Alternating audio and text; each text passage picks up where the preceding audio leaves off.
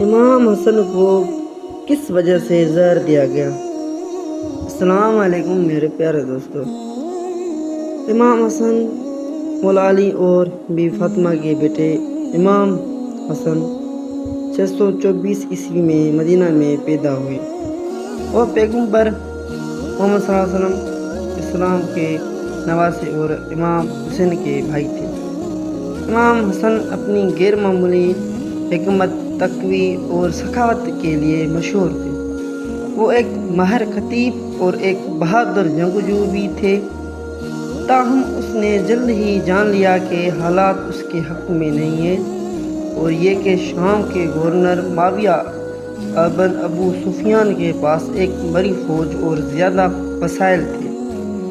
مسلمانوں کے درمیان خون ریزی اور تفرقہ سے بچنے کے لیے امام حسن نے خلافت کے اپنے دعوے کو ترک کرتے ہوئے معاویہ کے ساتھ اپنے معاہدے پر دستخط کرنے کا فیصلہ کیا۔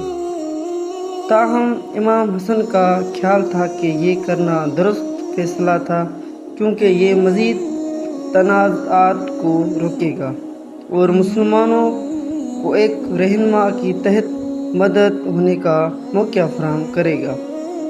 امن معاہدے کے باوجود بھی امام حسن کی زندگی چیلنجوں کے بغیر نہیں تھی۔ انہیں 670 عیسوی میں دھوکے سے زہر دے کر شہید کر دیا گیا۔ مبینہ طور پر ان کی ایک بیوی جعدہ بن الشیعہ نے، جسے معاویہ نے چھوڑ دیا تھا، وہ شیعہ مسلمانوں میں دوسرے امام اور حکمت اور سخاوت کی علامت کے طور پر قابل احترام ہے۔ ان کی کہانی ہمیں صبر، درگزر اور مصیبت کے وقت بھی امن کی جستجو کی اہمیت سکھاتی ہے۔ دل بہترین عمل روح کا علم ہے۔ بہترین عمل اس کا عمل ہے جو خدا کی طرف سے ہدایت یا فتح ہے۔ امام حسن کے واقعے نے بے شمار لوگوں کو متاثر کیا ہے۔ تاریخ اور اس کے ذرا